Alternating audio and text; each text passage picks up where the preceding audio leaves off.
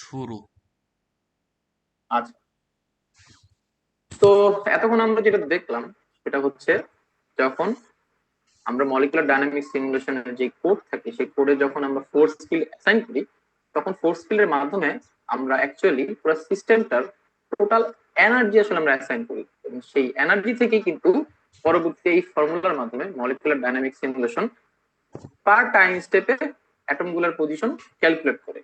আচ্ছা, এখন আমাদের কোশ্চেন হচ্ছে যখন ফোর্স ফিল্ডে আমরা এনার্জি বসাই বা কোডে হচ্ছে ফোর্স ফিল্ড লিখি তখন তো মেইনলি আমরা এনার্জি কি হচ্ছে অ্যাসাইন করতেছি।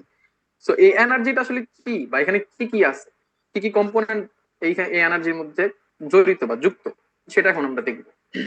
তো এটা হচ্ছে এনার্জি ফর্মুলা, যে এনার্জি ফর্মুলাটা মেইনলি মলিকুলার ডাইনামিক্স সিমুলেশনে ব্যবহৃত হয়। আচ্ছা, তো মলিকুলার ডাইনামিক্স সিমুলেশনে আমরা চার ধরনের এনার্জিকে মেইনলি অ্যাসাইন করি। প্রথমটা হচ্ছে স্ট্রেচিং এনার্জি, তারপর টরশনাল এনার্জি, দেন বেন্ডিং এনার্জি, আর তারপর হচ্ছে নন বন্ডেড এনার্জি। আচ্ছা, এখন আসি স্ট্রেচিং এনার্জি। স্ট্রেচিং এনার্জি আসলে জিনিসটা কিরকম? সাপোজ আমার কাছে একটা কম্পাউন্ড আছে এরকম, ঠিক আছে, দুইটা কম্পাউন্ড একটা বন্ডের মাধ্যমে হচ্ছে কানেক্টেড।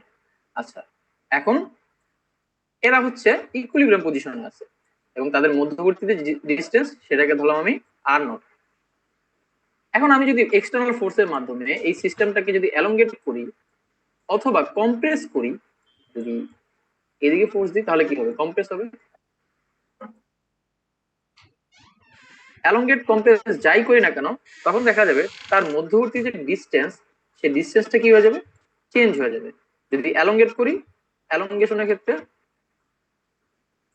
আমার আর গ্রেটার দেন আর নট হবে, আর যদি কম্প্রেস করি তাহলে কম্প্রেশনের ক্ষেত্রে হবে আর লেস দেন আর নট। ঠিক আছে, এখন এই যে এলঙ্গেশন বা কম্প্রেশন, এই এলঙ্গেশন কম্প্রেশনের সময় এখানে একটা এনার্জি স্টোর হয় এবং সেই এনার্জি ভ্যালুটা হচ্ছে equal to KB R minus R not square. তো এইটা হচ্ছে আমার স্ট্রেচিং এনার্জি। আর এই স্ট্রেচিং এনার্জিটা আসলে মেইনলি আসে এই কোভ্যালেন্ট বন্ডের মাধ্যমে। এটা তো মেইনলি হচ্ছে ধর যে বন্ডটাকে আমি ইন্ডিকেট করতেছি সেটা হচ্ছে কোভ্যালেন্ট বন্ড। তো কোভ্যালেন্ট বন্ডকে আমরা স্ট্রেচ করলে যে এনার্জিটা মেইনলি স্টোর হয় সেটা হচ্ছে আমার স্ট্রেচিং এনার্জি। আচ্ছা, এখন আমি যদি ইকুইলিব্রিয়াম পজিশন থেকে সিস্টেমটাকে যদি এলঙ্গেট করি, অর্থাৎ তাদের মধ্যবর্তী যে ডিসটেন্স সেটাকে যদি বাড়াই তাহলে আমার এনার্জি বাড়বে এবং যদি কমাই তাহলেও আমার এনার্জি বাড়বে। এরপর আসি বেন্ডিং এনার্জি। তো বেন্ডিং এনার্জিতে কি হয়? সাপোজ আমি এটা ধরলাম অক্সিজেন, এটা ধরলাম হাইড্রোজেন, আর এটা ধরলাম হচ্ছে আরেকটা হাইড্রোজেন। এখন তাদের মধ্যবর্তী একটা অ্যাঙ্গেল আছে, আমরা তো সবাই ছোটবেলায় এই অ্যাঙ্গেল স্যাঙ্গেল সম্পর্কে পড়াশোনা করছি। এখন আমি যদি এখানে ফোর্স দিই, ফোর্স দিয়ে এই সিস্টেমটাকে বেন্ড করার ট্রাই করি, অথবা এইদিকে ফোর্স দিয়ে যদি এটাকে কম্প্রেস করার ট্রাই করি, তখন দেখা যাবে এই যে অ্যাঙ্গেল ইকুইলিব্রিয়াম অ্যাঙ্গেল সেই অ্যাঙ্গেলটা চেঞ্জ হয়ে অন্য একটা অ্যাঙ্গেল পাবো।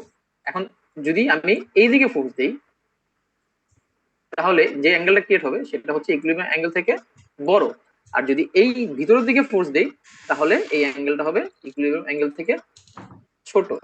এখন যেদিকে ফোর্স দিই না কেন এই বেন্ডিং ফোর্সের কারণে এখানে একটা এনার্জি ডেভেলপ হয় এবং সেটাকে সেই এনার্জিটাকে বলতেছি আমি হচ্ছে বেন্ডিং এনার্জি। আর এই এনার্জিটা মেইনলি ক্যালকুলেট করা হয় এই ফর্মুলার মাধ্যমে। অর্থাৎ এই ফর্মুলাটাকে চাইলে আমরা এইভাবে লিখতে পারি equal to K theta theta minus theta naught square. Okay, তো এখন এই যে কে থিটা আর ওইখানে যে কে বি ছিল, যে এখানে যখন দেখছিলাম কে বি, আবার এখানে দেখতেছি আমরা কে থিটা, তো এগুলো কি? এগুলো হচ্ছে কোএফিসিয়েন্ট, এগুলোর ভ্যালু এক একটা কম্পাউন্ডের জন্য এক এক রকম। তো সেটা নিয়ে আমরা একটু পরে ডিসকাস করব।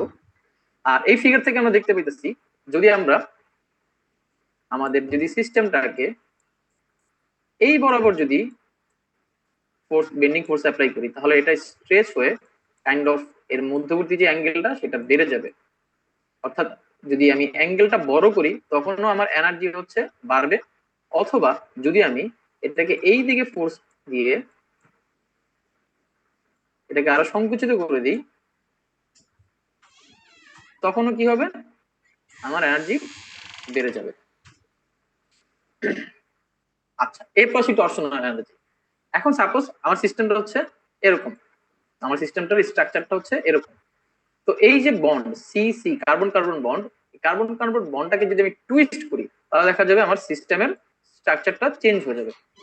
এই যে টুইস্ট করার কারণে এখানে যে এনার্জিটা ডেভেলপ হবে সেটাকে বলতেছে হচ্ছে টর্শনাল এনার্জি। আর টর্শনাল এনার্জিটাকে আমরা মেইনলি এই ফর্মুলার মাধ্যমে ক্যালকুলেট করে থাকি। তো এখন আজকে আমি জাস্ট ওভারভিউ দিতেছি যে ফোর্স ফিল্ডের টার্ম গুলা নিয়ে, বাট এগুলো ডিটেলসে আমি চাচ্ছি যে আরেকটা প্লে লিস্ট বানাতে, যেখানে হচ্ছে ফোর্স ফিল্ডের প্রত্যেকটা টার্ম ইন ডিটেলস আলোচনা করা হবে। এর জন্য আমাকে একটা ডেডিকেটেড আলাদা প্লে লিস্ট বানাতে হবে। আই থিঙ্ক এখানে 10 থেকে 15টা ভিডিও তো থাকবেই, বাট এটা যেহেতু ল্যাম্পসের একটা প্লে লিস্ট, তাই আমি ফোর্স ফিল্ডের অত গভীরে যেতে চাচ্ছি না। আচ্ছা, এখন আমরা ফার্স্ট স্লাইডে দেখলাম যে যখন আমরা ফোর্স ফিল্ডকে অ্যাসাইন করি তখন আমরা এই 4 ধরনের এনার্জি নিয়েই মেনলি কাজ করে থাকি। ঠিক আছে, stretching energy, টর্শনাল energy, bending energy. তো স্ট্রেচিং, টর্শনাল, বেন্ডিং এগুলো মূলত হচ্ছে কোভ্যালেন্ট বন্ডে যুক্ত এরকম অ্যাটম গুলোর মধ্যে ডেভেলপ হয়।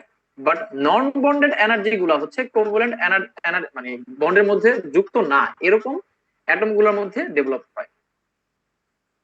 যেমন এর বাস্তব একটা উদাহরণ হচ্ছে ভ্যান ডার ওয়ালস ইন্টারঅ্যাকশন।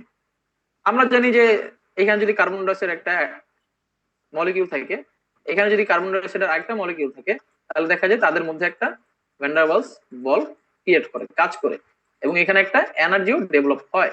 সেই এনার্জিটা কি বলতেছি আমি, ভ্যান ডার ওয়ালস এনার্জি। এই এনার্জিটা হচ্ছে মলিকুলার ডাইনামিক সিমুলেশনে কনসিডার করা হয়, কারণ মলিকুলার ডাইনামিক সিমুলেশন ট্রাই করে পুরো রিয়েল ওয়ার্ল্ডকে মিমিক করতে, যতটা পারা যায় ততটাই হচ্ছে তারা মিমিক করার ট্রাই করে। বাট তবুও যেহেতু এটা সিমুলেশন, সব তো আর পারে না, কারণ রিয়েল ওয়ার্ল্ডে দেখা যায় অনেক প্যারামিটার থাকে, যে প্যারামিটার গুলা মলিকুলার ডাইনামিক সিমুলেশন হচ্ছে কনসিডার করে না। যাই হোক, বাট ট্রাই করে যতটা সম্ভব ততটা হচ্ছে প্যারামিটার অন্তর্ভুক্ত করে রিয়েল ওয়ার্ল্ডকে মিমিক করা। আর এই ভ্যান ডার ওয়ালস ইন্টারঅ্যাকশনটা মেইনলি মলিকুলার ডাইনামিক সিমুলেশন যেভাবে হচ্ছে রিপ্রেজেন্ট করে সেটা হচ্ছে লেনার্ড জোন্স পটেনশিয়াল। ঠিক আছে, লেনার্ড জোন্স পটেনশিয়ালের মাধ্যমে হচ্ছে মলিকুলার ডাইনামিক সিমুলেশন এই ভ্যান ডার ওয়ালসকে হচ্ছে রিপ্রেজেন্ট করে থাকে। তো এই লেনার্ড জোন্স পটেনশিয়ালটা কি, এই পটেনশিয়াল কিন্তু আমরা হচ্ছে ফিজিক্স ফার্স্ট পেপার কিন্তু দেখে আসছি, ক্লাস 11 এরকম একটা গ্রাফ দেখে আসছি যে এটা ছিল আমার ইকুইলিব্রিয়াম পজিশন। এখন ইকুইলিব্রিয়াম পজিশন দুইটা অ্যাটম আছে আমার এখানে, তাদের মধ্যবর্তী ডিসটেন্সটা হচ্ছে আর নট। ঠিক আছে, বা দুইটা মলিকিউল আছে, একে একটা মলিকিউল, এ একটা মলিকিউল।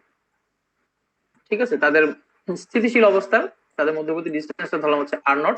এখন আমি যদি তাদেরকে স্ট্রেচ করি বা এলংগেট করে দূরে সরাই নিই, তখন দেখা যায় যে এনার্জি লেভেলটা বেড়ে যায়। আবার যদি কম্প্রেস করি তখনও দেখা যায় এনার্জি লেভেলটা বেড়ে যায়। এর বিস্তারিত আলোচনা হচ্ছে আমাদের ফিজিক্স ফার্স্ট পেপার ক্লাস 7 এর চ্যাপ্টার 7। এটা কিন্তু দেখলেই আমরা একদম ক্লিয়ার হয়ে যাব।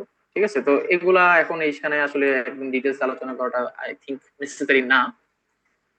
দেন আরেকটা নন বন্ডেড ফোর্স ফিল্ড হচ্ছে ফোর্স হচ্ছে তারা হচ্ছে মলিকুলার ডাইনামিক সিমুলেশন হচ্ছে কাউন্ট করে, সেটা হচ্ছে হাইড্রোজেন বন্ডিং। তো হাইড্রোজেন বন্ডিং কি সেটা তো আমরা ভালো মতোই জানি, এগুলো আমরা ইন্টার ফার্স্ট পেপারে হচ্ছে কেমিস্ট্রি 3rd চ্যাপ্টারে খুব ভালো মতো এগুলো পড়ছিলাম। তো এই বন্ডিংটা হচ্ছে, এই বন্ডিং এর ফলে যে এনার্জিটা ক্রিয়েট হয় সেই এনার্জিটাও মলিকুলার ডাইনামিক সিমুলেশন হচ্ছে কনসিডার করে, দেন পুরো টোটাল এনার্জিটাকে হচ্ছে ডিফাইন করে সিস্টেমের জন্য। আর পরবর্তীতে ওই টোটাল এনার্জিটাকে ব্যবহার করি molecular dynamic simulation step by step atom গুলোর পজিশনকে হচ্ছে ক্যালকুলেট করে। আচ্ছা, তো এখন আমি যে একটু আগে বলছিলাম যে কে বি কে থিটা এই ভ্যালুগুলো আসলে কি, এই ভ্যালুগুলো কি কনস্ট্যান্ট?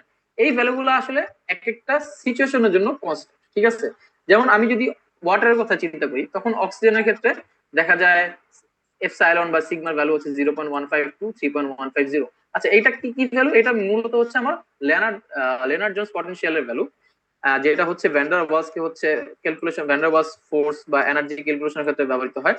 আবার অন্যদিকে আমি যদি এখানে অ্যাটমের ওয়াটারের কথা যদি বলি, যেমন এটা হচ্ছে mainly K theta value calculate করার মানে কে থিটার value for oxygen and hydrogen. তো দেখা যায় অক্সিজেনে কে থিটার ভ্যালু হচ্ছে -0.834, অন্যদিকে হাইড্রোজেনে হচ্ছে 0.417।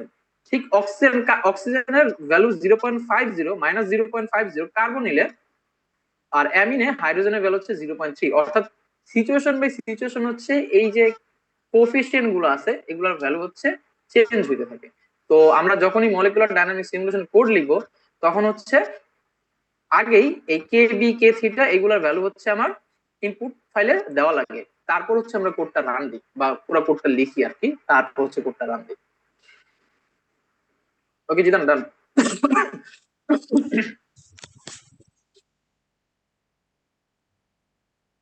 জিদান কি আসোস?